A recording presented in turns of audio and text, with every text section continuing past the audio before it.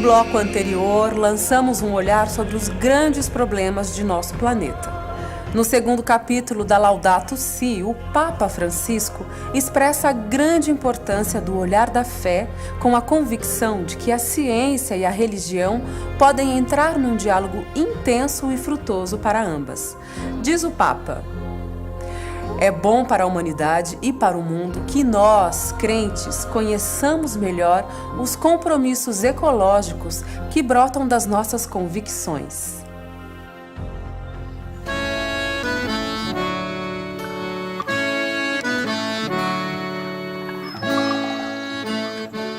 Na tradição judaico-cristã, dizer criação é mais do que dizer natureza, porque tem a ver com o projeto do amor de Deus, em que cada criatura tem um valor e um significado. A criação de Deus é um exercício da sua generosidade para com o universo. Nós devemos admirar, reverenciar e principalmente cuidar da natureza. Nós, homens e mulheres, criados no sexto dia, à imagem e semelhança do Criador, temos uma enorme responsabilidade. Devemos cuidar da natureza, devemos garantir que nossos filhos e filhas, e netos e netas, e todas as próximas gerações possam viver no mundo que foi administrado com responsabilidade, com reverência e com amor. Shalom. Todas as religiões estão convocadas para assumir em conjunto essa tarefa, que é cuidar da casa comum. E mesmo os sem religião estão convidados a isso, né? É uma tarefa que nos diz respeito a todos, porque é a nossa casa. Se a casa desmorona, nós desmoronamos juntos. Daí emerge toda uma nova concepção da teologia, do discurso da fé, do diálogo interreligioso, do diálogo com a secularidade, sempre levando em conta as necessidades do planeta, da nossa casa comum.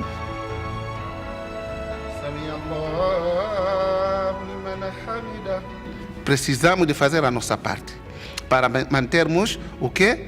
Esta natureza como Deus quis, para que beneficie todo mundo e não seja em benefício de uma classe e outra classe fica sem benefício desta natureza. Então, eu quero agradecer a iniciativa que o Papa teve,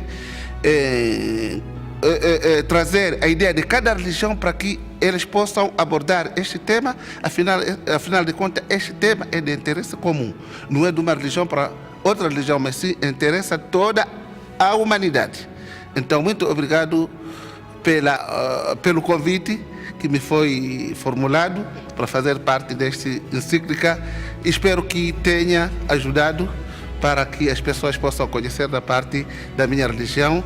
E até a próxima. Assalamu alaikum. A luz da fé transparece na sabedoria das narrações bíblicas, várias delas citadas pelo Papa Francisco. Os textos das Sagradas Escrituras apontam para uma espiritualidade da interdependência. Essa espiritualidade da interdependência nos coloca desafios importantes.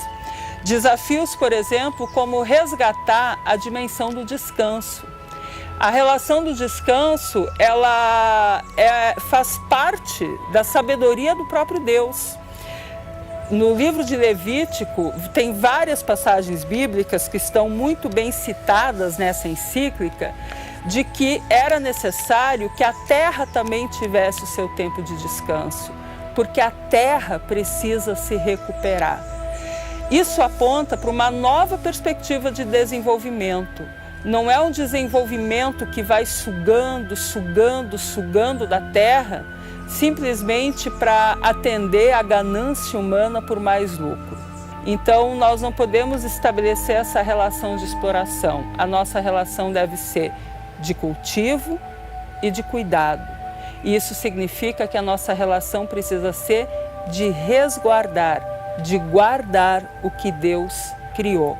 A nossa espiritualidade não pode colocar no centro o ser humano, mas o centro da nossa espiritualidade é o próprio Deus.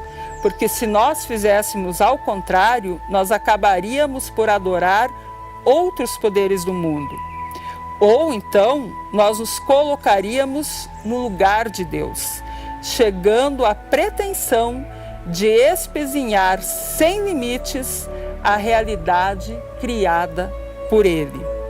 E a melhor maneira de colocar o ser humano no seu lugar e acabar com a sua pretensão de dominar o absoluto da Terra é voltar para a figura de um Deus criador e único dono do mundo.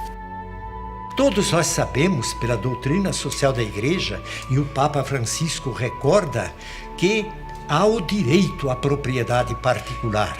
Mas esse direito, essa propriedade, tem que ter função social.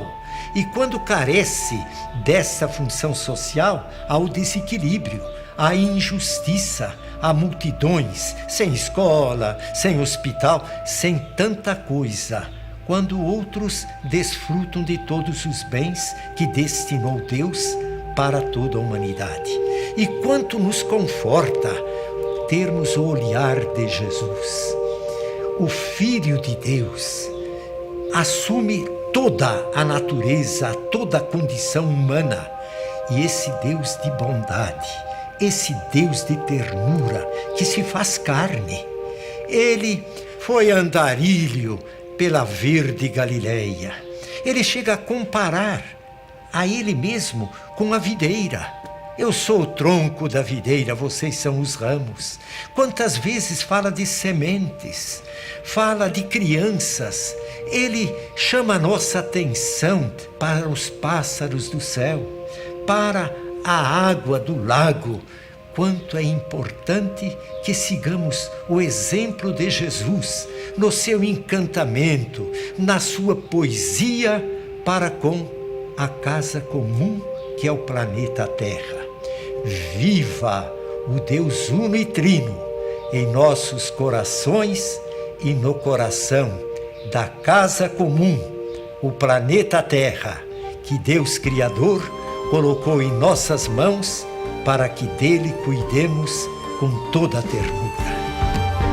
Se voltarmos o nosso olhar para o plano do Criador, nossas vistas hão de brilhar ante tão grandioso amor, e a memória nos guiará por caminhos do bem viver, pois a casa que Deus nos dá tem a graça de todo ser. Na nossa casa haverá muito diálogo e comunhão, nosso sustento não desfigurará o encantamento de toda a criação.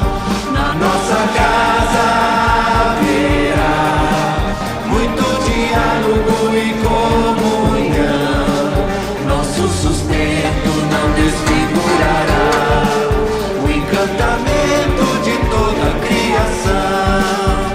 Se voltarmos o nosso olhar para a história de nossos pais, o direito sempre brotou